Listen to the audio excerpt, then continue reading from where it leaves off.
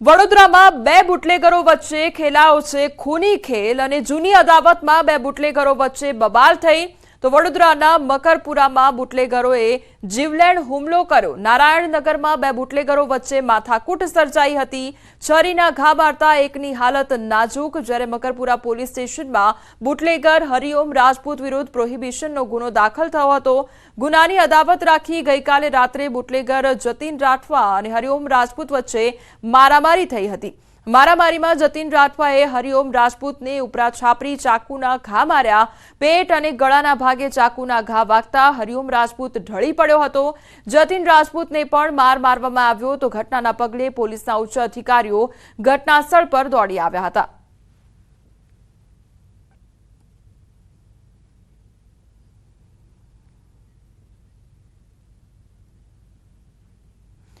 જેતપુરમાં ચોંકાવનારી ઘટના બની છે। યુવતીએ આત્મવિલોપનનો પ્રયાસ કર્યો છે અને ડીવાયએસપી કચેરી બહાર આત્મવિલોપનનો પ્રયાસ આ યુવતી દ્વારા કરવામાં આવ્યો છે।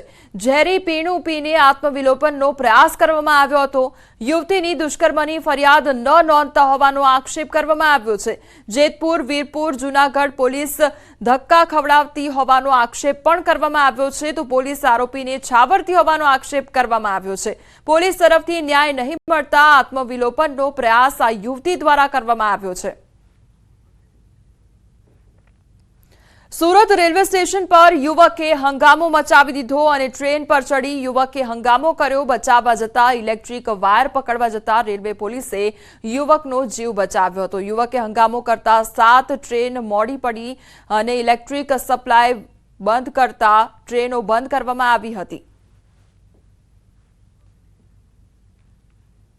અમદાવાદના ગુલબાઈ ટેકરામાં રાત્રે પોલીસ પર થયેલા પથ્થરમારાનો મામલો સામે આવ્યો છે। પોલીસે 6 આરોપીની ધરપકડ કરી છે અને અન્ય આરોપીઓનો વિડીયો તેમજ સીસીટીવીના આધારે આરોપીઓની તપાસ શરૂ કરવામાં આવી છે।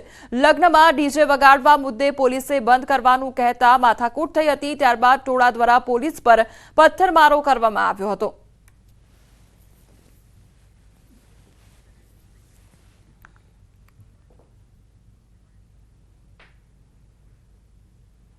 તાત્કાલિક આજુબાજુની મોબાઈલો અને પોલીસની કાર્યવાહી 5 મિનિટમાં બધા સર્વે જગ્યાએ પહોંચી ગયેલા અને એ જે ડીજેનો સાઉન્ડવાળો જે રાઇસર ટેમ્પો હતો એની સાથે પોલીસ કોન્સ્ટેબલને બેસાડી અને પોલીસ સ્ટેશન લઈ જઈ અને કાર્યવાહી કરવા માટેની તજવીજ કરતા હતા। એ દરમિયાનમાં અંધારામાંથી દૂરમાંથી આસપાસના લોકો એકઠા થયેલા હતા, 25 થી 30 જેટલા।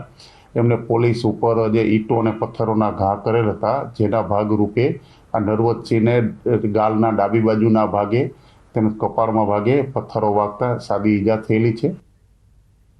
આગળ વાત કરશન કાકાના નિધન વિશે।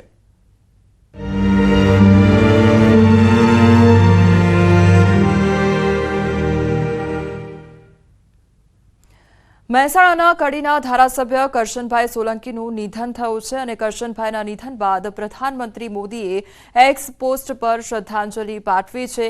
કરશનભાઈ છેલ્લા કેટલાક સમયથી બીમાર હતા અને કરશનભાઈ સોલંકી સરળ સ્વભાવના લોકપ્રિય નેતા હતા। સાદગી માટે જાણીતા કરશનભાઈને લોકો કાકાના હુલામણા નામથી ઓળખતા હતા। સરળ સ્વભાવના લીધે તેમના મત વિસ્તારના લોકો ખૂબ જ સરળતાથી પોતાની સમસ્યા માટે ધારાસભ્યને મળી શકતા હતા। ત્યારે કરશનભાઈની વિદાયથી કડીમાં શોકનો માહોલ છવાયો છે। કરશનભાઈ સોલંકી 2022ની ગુજરાત વિધાનસભાની ચૂંટણીમાં ભારતીય જનતા પાર્ટીનું પ્રતિનિધિત્વ કરતા કડી વિધાનસભા મત વિસ્તારમાંથી જીત્યા હતા। વિધાનસભાના કડીના ધારાસભ્ય અને જેમની સાથે કામ કરવાની તાલુકા પંચાયતના સમયથી કાર્યકર્તા તરીકે તક મળેલી એવા સરળ સ્વભાવના, સાદગી અને સાતત્યપૂર્ણ જેમને પોતાની આખી જિંદગી વિતાવી છે। જૂનાગઢના બાંટવા નગરપાલિકામાં ભાજપની બહુમતી અને 6 વોર્ડની 24 બેઠકમાંથી 15 બેઠક પર ભાજપનો વિજય થયો છે। ગઈકાલે કોંગ્રેસના 9 ઉમેદવારોના ફોર્મ રદ થયા હતા।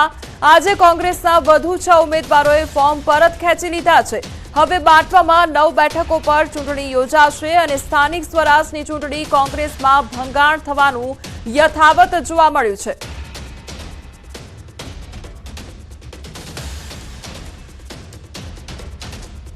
આ તરફ પંચમહાલ હાલોલની શિવરાજપુર જિલ્લા પંચાયત બેઠક બિનહરીફ થઈ છે. શિવરાજપુર જિલ્લા પંચાયત બેઠકની પેટા ચૂંટણી માટે કોંગ્રેસ અને ભાજપના ઉમેદવારોએ નોંધાવી હતી ઉમેદવારી પત્ર પરત ખેંચવાના અંતિમ દિવસે કોંગ્રેસના ઉમેદવાર પરત ખેંચતા ભાજપના મીનાબેન પરમાર થયા બિનહરીફ.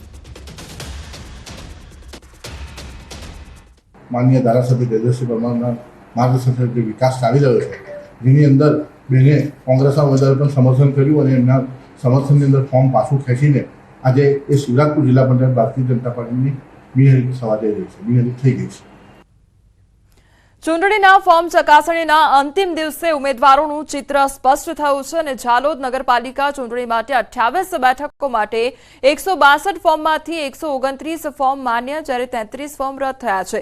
દેવગઢ બારિયા નગરપાલિકા ચૂંટણી માટે 24 બેઠકો માટે 122 ફોર્મમાંથી 92 ફોર્મ માન્ય જ્યારે 30 ફોર્મ રદ થયા છે. તો પીપેરો જિલ્લા પંચાયત સીટ માટે 6 ફોર્મમાંથી 2 ફોર્મ રદ, 4 ફોર્મ માન્ય થયા છે. આ તરફ પીપલોદ તાલુકા પંચાયત બેઠક પર કોંગ્રેસ ઉમેદવારનું મેન્ડેટ અને ટેકેદારો નહીં આવતા પીપલોદ બેઠક પર ભાજપનો ભગવો લહેરાયો છે.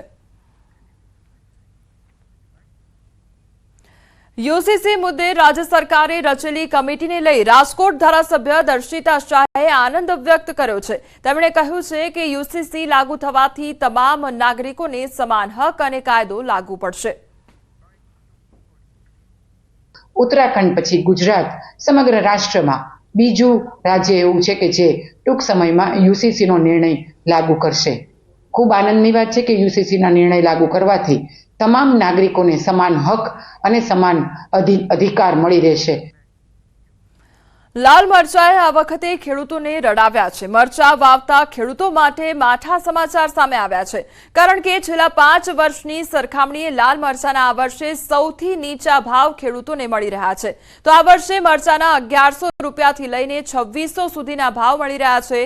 ગુજરાત ઉપરાંત અન્ય રાજ્યમાં મરચાનું ઉત્પાદન થયું છે, જેમના કારણે રાજકોટ પંથકનું મરચું બહારના રાજ્યમાં વેચાઈ નથી રહ્યું, જેથી ખેડૂતોને ભાવ નીચા મળી રહ્યા છે. તો વેપારીઓનું કહેવું છે કે દર વર્ષ કરતા આ વર્ષે મરચાની આવક પણ ઘણી ઓછી છે.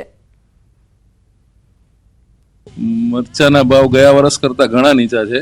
ગયા વર્ષે 20 કિલોના હતા 3500 થી 5000 રૂપિયા સુધી. આ વખતે 2000 થી 2200 સુધી છે. ગયા વખતે કરતા તમે 40% ઘટાડો કરી શકો.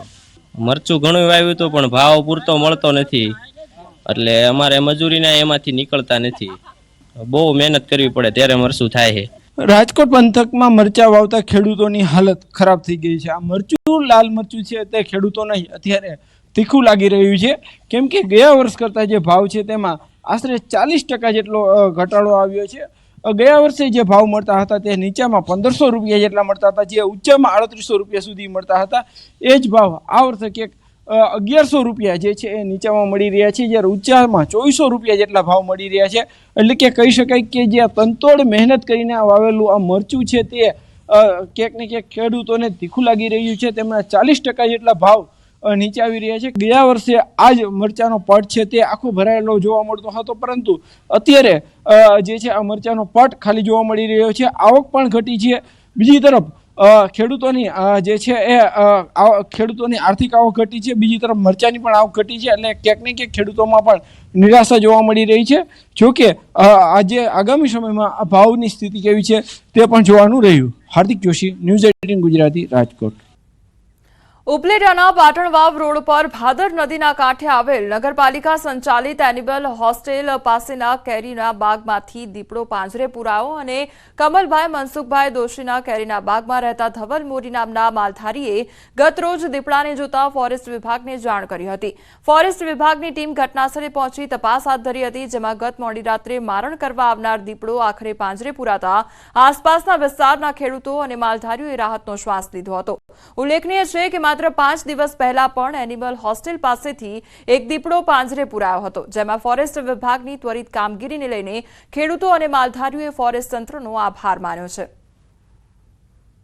દીપડો પરમ દિવસે કાલે અમે જોયો હતો રાતે, અને આજે કાલે અમે જાણ કરતા વન વિભાગ વાળાઓને, આજે સવારે એને પિંજરુની સગવડ કરી આપી છે અમને, અને અત્યારે સાંજે 9 કલાકે દીપડો પાંજરે પુરાઈ ગયો છે ને અમે બધાએ રાહતનો શ્વાસ મેળવ્યો છે. ઉપલેટા પાટણવાવ રોડ ઉપર એનિમલ હોસ્ટેલ ગૌશાળા પાસે કમલભાઈ મનસુખભાઈ દોશીની વાડીએ પિંજરું ગોઠવેલું હતું. દીપડાના સગડ અને મેસેજ મળતા આજે અમે પિંજરું ગોઠવેલું, તો તેમાં રાત્રે 9 કલાકે દીપડો પાંજરે પુરાયેલ છે. અને આની પહેલાં પણ 29/1ના રોજ ભીમભાઈ લાખાભાઈ ભારાઈની નેસના વિસ્તારમાં પણ દીપડો પાંજરે પુરાયેલ છે. હિન્દુ હૃદય સમ્રાટ શિવાજી મહારાજની પ્રતિમાનું જાપાનના ટોક્યોમાં જાપાનના યુવરાજના હસ્તે સ્થાપન થશે અને જાપાનમાં સ્થાપન પહેલા પ્રતિમા અમદાવાદ ખાતે પહોંચે. અમદાવાદના મેયર પ્રતિભા જૈન, ભાજપ ધારાસભ્યોએ મૂર્તિ પૂજન અને આરતી કરી આગામી દિવસોમાં રાજ્યભરમાં રથયાત્રા જશે. મહત્વનું છે કે મહારાષ્ટ્રના અલગ અલગ 11 કિલ્લામાંથી માટી લઈ જઈ જાપાનમાં સ્ટ્રક્ચર તૈયાર કરવામાં આવ્યું છે. हमारी संस्था एक सामाजिक संस्था है, पुणे महाराष्ट्र से हम लोग हैं.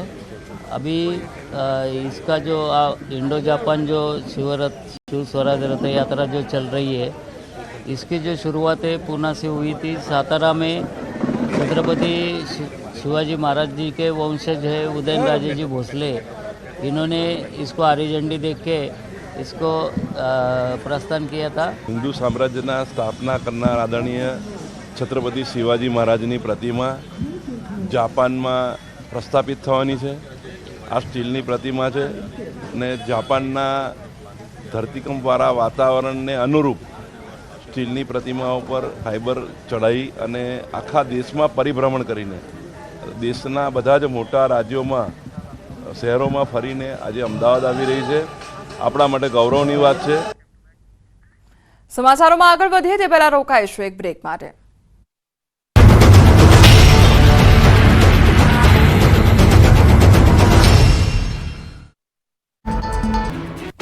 ગુજરાતમાં માવઠાની આગાહીના પગલે રાજ્યમાં વાદળછાયું વાતાવરણ છવાયું છે. ગામડાઓથી લઈને શહેરો સુધી સૂર્ય દેવતા ગાયબ થઈ ગયા અને ચિંતા લઈને વાદળો આવી ચડતા ખેડૂતોની ચિંતામાં વધારો થયો. ખાસ કરીને ઉત્તર ગુજરાત, મધ્ય ગુજરાત અને સૌરાષ્ટ્રના કેટલાક ભાગોમાં વાતાવરણમાં પલટો જોવા મળ્યો. બીજી તરફ હવામાન નિષ્ણાંત અંબાલાલ પટેલે પણ ખેડૂતોના જીવ અદ્ધર થઈ જાય તેવી આગાહી કરી. અંબાલાલના મતે માવઠાનો ખતરો ટળ્યો નથી. ગુજરાતમાં હાલ માવઠાની તીવ્રતા ઘટી છે, પરંતુ જગતના તાત પર ચિંતાના વાદળો છવાયા છે. 5 ફેબ્રુઆરી સુધી વાદળછાયું વાતાવરણ રહેશે, જે બાદ જે વાતાવરણ કરવટ બદલશે. ઉત્તર ગુજરાતના ભાગોમાં 2 દિવસ છાંટા પડી શકે. પંચમહાલમાં પણ 2 દિવસ છાંટા પડી શકે. નબળી સિસ્ટમથી મોટા માવઠાની શક્યતા નથી. 5 થી 8 ફેબ્રુઆરી સુધી ગુલાબી ઠંડીનો અહેસાસ થશે. 23મી ફેબ્રુઆરીએ ફરી એક પશ્ચિમી વિક્ષેપ આવશે. ફેબ્રુઆરીના અંતમાં ફરી એક વખત માવઠા જેવી સ્થિતિ બનશે. ઉત્તર પૂર્વીય ભાગોમાં પશ્ચિમી વિક્ષેપના કારણે અને દક્ષિણ પૂર્વીય ભાગોમાં થતા એન્ટી સાયક્લોન કારણે બંગાળના ઉપસાગરનો ભેજ અને અરબ સાગરના ભેજના કારણે માવઠાની શક્યતા છે. આ બાજુ હવામાન વિભાગે ઠંડીમાં ઠરવા માટેની ચેતવણી આપી છે. આગામી 24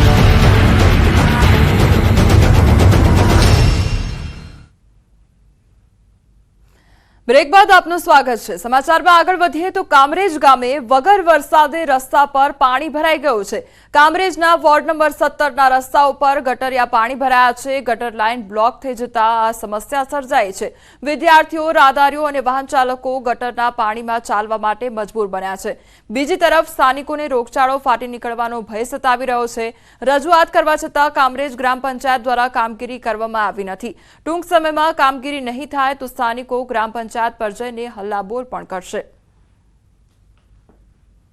પરંતુ આ પંચાયત 40 થી 50 હજાર થી વધારે વોટરો છે અને 2.5 લાખથી વધારે વસ્તી અહીં ધરાવે છે. એટલે પહેલાં તો આ ગ્રામ પંચાયત આજે પૂરું જે સુવિધાઓ આપી શકે એવી કોઈ સક્ષમ પંચાયત નથી અને પંચાયત ભ્રષ્ટાચાર સિવાય કાંઈ વસ્તુ કરતી નથી. તો અવારનવાર રજૂઆત કરી હતી ગ્રામ પંચાયતમાં પાણીની આ રસ્તાની કોઈ ઉકેલ આવતો નથી. અમારી હારે અહીંના ધારા આપણે મહેશભાઈ મેવાડા સહયોગ આપ્યો તો અમારી હારે આવ્યા હતા. ત્યાં જઈને રજૂઆત કરી આવ્યા છે. રૂબરૂ જેડી સાહેબ હતા, પણ ત્યાં જાય ને એટલે અમને કંઈ થઈ જશે, કાલે મોકલી દેશું અને કરાવી આપશું. આના સિવાય કોઈ કાર્યવાહી થતી નથી. અને ચોમાસાની અંદર અમારે અહીંયા ડેન્ગ્યુના કેસ 5 સોસાયટીમાં આવ્યા હતા, 5 કેસ. તો અમે રજૂઆત કરીને કે તો દવાનો છંટકાવ કરી દેશું, તો છંટકાવ કાંઈ થયો નથી. ભાવનગર શહેરના ફુલસર વિસ્તારમાં ભર શિયાળે પાણીનો પોકાર ઉઠ્યો છે. ફુલસર વિસ્તારમાં અલગ અલગ સોસાયટીઓમાં પાણીનો પ્રશ્ન ઉઠ્યો છે. વારંવાર રજૂઆત કરવા છતાં સોસાયટીના રહીશો પાણી માટે વલખા મારી રહ્યા છે. પ્રધાનમંત્રી આવાસ યોજનામાં છેલ્લા 15 દિવસથી પીવાનું પાણી નથી મળી રહ્યું, તો આ તરફ ફુલસર વિસ્તારમાં સંત તુલસીદાસ સોસાયટીમાં ફક્ત 10 થી 15 મિનિટ સુધી જ પાણી આપવામાં આવે છે. તે પણ અત્યંત લો પ્રેશરમાં આવતું હોવાથી લોકો સબમર્સિબલ પંપ દ્વારા પાણીની લાઇનમાંથી પાણી ખેંચે છે, જેના કારણે અનેક લોકો પાણીથી વંચિત રહે છે. આવી તો અનેક સોસાયટી છે કે જ્યાં પાણીની સમસ્યાથી લોકો ઝઝૂમી રહ્યા છે. ત્યારે વસાહતના રહીશો પાણીના પ્રશ્નની રજૂઆત કરવા માટે મહાનગરપાલિકાની કચેરીએ દોડી આવ્યા હતા અને પાણીની સમસ્યાનો ઉકેલ લાવવા ઉગ્ર માંગ પણ કરી હતી. છેલ્લા 15 દિવસથી કોઈના ઘરે પાણી આવતું નથી ટાંકામાં કોઈ સ્ટોક થતો નથી, મોટરમાં પાણી ઉપર ચડતું. એની હિસાબે બધા પબ્લિક હેરાન થાય છે. બરોબર, નથી ઉપપ્રમુખ જવાબ દેતા, નથી પ્રમુખ જવાબ દેતા, નથી ખજાનચી જવાબ દેતા. બધા ખજાનાનું ધ્યાન રાખવા બેઠા છે એવો જવાબ આપે છે. 15 દિવસથી પાણી આવતું નથી તો બીએમસીમાં અમે રજૂઆત કરવા છતાં અમને કોઈ જવાબ મળતો નથી અને પ્રમુખ જે બનાવ્યા છે એ પ્રમુખ અમને જવાબ દેતા નથી. એ પ્રમુખ એમ કે પછી વાત કેટલી વખત અમે રજૂઆત કરી. એક તરફ અકસ્માતો ઘટાડવા સરકાર જાગૃતિ અભિયાન ચલાવે છે, તો બીજી તરફ રોડ રસ્તાઓના દ્રશ્યો જ સરકારના જાગૃતિ અભિયાન પર પાણી ફેરવી દે છે. વાત કરીએ વડોદરા શહેરની, તો વડોદરાનું વહીવટી તંત્ર ખુદ વાહન ચાલકોના જીવ જોખમમાં મૂકી રહ્યું છે તેવું લાગી રહ્યું છે. શહેરના મોટા ભાગના રસ્તાઓ પર અઢળક સ્પીડ બ્રેકર તો છે, પણ એના પર સફેદ પટ્ટા નથી. ત્યાંથી પસાર થતા વાહન ચાલકો જ્યારે સ્પીડ બ્રેકરની એકદમ નજીક આવી જાય છે ત્યારે તેમને જાણ થાય છે કે રસ્તા પર કોઈ સ્પીડ બ્રેકર લગાવેલું છે અને જો કોઈ વાહન ચાલકોની ગતિ વધુ હોય તો અકસ્માત થવાની પૂરેપૂરી સંભાવના રહેતી હોય છે. સમગ્ર મામલે જવાબદાર અધિકારીનું કહેવું છે કે કોન્ટ્રાક્ટ પૂરો થઈ જવાને કારણે થોડાક સમયથી રસ્તા પર થર્મોપ્લાસ્ટિક સફેદ પટ્ટા મારવાના બાકી છે. સાથે જ આ સફેદ પટ્ટાની આવરદા માત્ર 1 વર્ષની હોય છે, જેના કારણે ઘસારો લાગતા તે રસ્તા પરથી સમય જતા ભૂંસાઈ જાય છે. નવા કોન્ટ્રાક્ટર આવતાની સાથે જ શહેરના તમામ રસ્તાઓ પર નિયમ મુજબ થર્મોપ્લાસ્ટિક સફેદ પટ્ટા મારી દેવામાં આવશે, જેથી અકસ્માતની ઘટનાઓને ટાળી શકાય. દૂરથી તો દેખાતા જ નથી, એકદમ નજીક આવીએ ત્યારે ખ્યાલ આવે છે કે બમ્પર આવી રહ્યું છે, કારણ કે દૂરથી તો લાગતું જ નથી કે બમ્પર છે. જ્યારે નજીક આવીએ ત્યારે ખબર પડે છે કે બમ્પર છે. દરેક સ્પીડ બ્રેકરો ઉપર અત્યારે આપણે જોઈ શકીએ છીએ આ જ હાલત છે. આના કારણે એટલી બધી જાનહાનિઓ થતી હોય છે અને અકસ્માતો થતા હોય છે.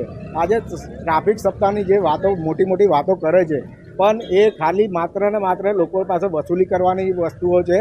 અકસ્માત ભોગ બને ને ભોગ થાય જ છે. અહીંયા તમે ગમે ત્યારે આવીને જોશો ને, આ સ્કૂલની સામે સ્પીડ બ્રેકર 2 આવેલા છે.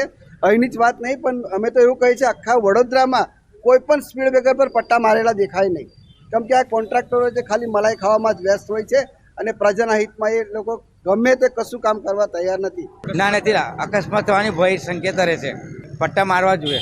શહેરમાં સ્પીડ બ્રેકરો પર દર વર્ષે મારવામાં જ આવે છે અને એમાં કોઈ જો જગ્યાએ ફરિયાદ કે એવું રહી જતું હોય તો એનું ધ્યાન આપણા દ્વારા જે દોરવામાં આવશે તો એ પણ અમે કવર અપ કરી લઈશું. એક તરફ વહીવટી તંત્ર દ્વારા ટ્રાફિક સપ્તાહ અને સડક સુરક્ષાની મોટી વાતો કરવામાં આવે છે, ત્યારે આ જ વહીવટી તંત્રના પાપે જે વાહન ચાલકો છે તેમના જીવ જે છે તે જોખમમાં મુકાતા હોય છે. આ વડોદરા પશ્ચિમના તમે દ્રશ્યો જોઈ રહ્યા છો. જોઈ શકાય છે કે અહીંયા શાળા આવેલી છે, પોલીસ લાઇન આવેલી છે, પરંતુ તમારી ટીવી સ્ક્રીન પર તમને આ જે બમ્પર છે તે સ્પષ્ટ નહીં દેખાય. તો જો ટીવી સ્ક્રીન પર આ બમ્પર સ્પષ્ટ ના દેખાતો હોય તો દૂરથી પૂરપાટ ઝડપે આવતો જે વાહન ચાલક છે તેના સ્પીડ બ્રેકર કેવી રીતે દેખાશે? આ જે કોન્ટ્રાક્ટર જે છે તેના દ્વારા જે એની કામગીરી છે તે પૂર્ણ કરવામાં નથી આવતી. ઉલ્લેખનીય બાબત છે કે આ દ્રશ્યો તમે જોઈ શકો છો અને અહીંયા જે ડેલી અવર જવર કરતા લોકો છે તે આ સ્પીડ બ્રેકરથી અવગત છે, પરંતુ જો કોઈ અજાણ્યો વ્યક્તિ આ વિસ્તારમાં આવે તો ચોક્કસથી અકસ્માતનો ભોગ બને. અને બીજી ગંભીર બાબત એ છે કે આ જે રસ્તો તમે જોઈ રહ્યા છો એની બિલકુલ બાજુમાં જે પોલીસ લાઇન છે તે આવેલી છે અને પોલીસ લાઇનની બિલકુલ પાછળ એક સરકારી શાળા પણ જે છે તે અહીંયા આવેલી છે. પરંતુ આ જે કોન્ટ્રાક્ટરના પાપે આજે નિર્દોષ બાળકો સહિત જે વાહન ચાલકો છે તેઓ અકસ્માતનો ભોગ બને તે આ પ્રકારની પરિસ્થિતિનું નિર્માણ થયું છે. હાર્દિક દીક્ષિત, ન્યૂઝ 18 ગુજરાતી, વડોદરા. સૌરાષ્ટ્રભરના દર્દીઓ રાજકોટ શહેરની સિવિલ હોસ્પિટલ ખાતે સારવાર માટે આવતા હોય છે, ત્યારે રાજકોટ શહેરની સિવિલ હોસ્પિટલમાં બ્લડ પ્રેશર, ડાયાબિટીસ સહિતની દવાઓ પૂરી થઈ ગઈ હોવાનું સામે આવ્યું છે. દવાઓ ખલાસ થઈ જતા દર્દીઓ હોસ્પિટલ કેમ્પસના મેડિકલમાંથી દવા લેવા મજબૂર બન્યા છે. થોડા સમય પૂર્વે રાજ્યના આરોગ્ય મંત્રી ઋષિકેશ પટેલ સિવિલ હોસ્પિટલની મુલાકાતે આવ્યા હતા. તે સમયે સબ સલામતના દાવા કરવામાં આવ્યા હતા, પરંતુ હાલ પરિસ્થિતિ કંઈક જુદી જોવા મળી રહી છે. ત્યારે લોકો હેરાન પરેશાન થઈ રહ્યા છે. સૂત્રોના જણાવ્યા અનુસાર સિવિલ હોસ્પિટલની દવા બારીએ છાશવારે અલગ અલગ દવાની અછત ઊભી કરવામાં આવે છે. લાઈનમાં ઊભા રહીને થાકી જાય, કંટાળી જાય છે, દવા આપતા જ નથી. આટલી બીમાર છું, બીપીની તકલીફ છે, ડાયાબિટીસની તકલીફ છે, કોઈ જવાબ દેતો જ નથી. ને કહેવા જાય એટલે બીજા વળકા ભરીને કાઢી મૂકે, એ બેન અહીંથી જાઓ આમ, એ બેન અહીંથી જાઓ આમ. અમે જઈએ ક્યાં સાહેબ, ક્યાં જઈએ? આ સિવિલ હોસ્પિટલમાં પૂરી દવા નથી આપતા. સિવિલમાં મજબૂરી, ગરીબ માણસે સરકારનો લાભ લે છે. આ લોકો સરકાર તો પહોંચાડી, આ લોકો ડોક્ટરોને એના પટ્ટાવાળા જે કાંઈ આરામ હોય અમને કોઈ લાભ મળતો નથી. દવા લોશન લખી દે તો બહારથી લખી દે, અહીંની દવા આપે એ જેવી તેવી, અડધી બહારની અડધી અંદરની. ઈડીએલ દવાઓ જે છે એ સંપૂર્ણપણે અમારી વડી કચેરી એટલે કે GMSA તરફથી અમને સપ્લાય કરવામાં આવે છે. એ ઈડીએલ દવાઓમાં મેં આગળ જ કીધું પ્રમાણે હપ્તાવાર રિલીઝ થતી હોય છે. હવે એક હપ્તો જ્યારે રિલીઝ થઈ જાય ત્યાર પછી વચ્ચેનો હપ્તો આવે, ઘણું ખરું એ લોકો ધ્યાન રાખતા હોય છે જેથી બીજો હપ્તો અમને પહેલો હપ્તો જે ખલાસ થાય એની પહેલાં જ અમને મળી જાય. પણ એવું બને વચ્ચે કે જ્યારે વચ્ચે પુરવણી કરવી પડે ત્યારે અમે અહીંના જે સ્થાનિક પ્રધાનમંત્રી સ્ટોર જે છે એમાંથી અમે ખરીદ કરી. નર્મદા જયંતીએ નર્મદાના માંગરોળ ગામે અનોખી ઉજવણી અને નર્મદા મૈયાને 1500 ફૂટ ચૂંદડી અર્પણ કરવામાં આવી. આજે નર્મદા જયંતીએ નર્મદાના માંગરોળ ગામે નર્મદા તટે સમસ્ત ગ્રામજનો અને ભક્તો દ્વારા 1500 ફૂટ સાડી નર્મદા મૈયાને અર્પણ કરવામાં આવી. હજારો ભક્તો 1500 ફૂટ લાંબી સાડી હાથમાં પકડી નાવડીઓ દ્વારા એને સામે કિનારા સુધી લઈ જઈ નર્મદા મૈયાને સાડી અર્પણ કરી.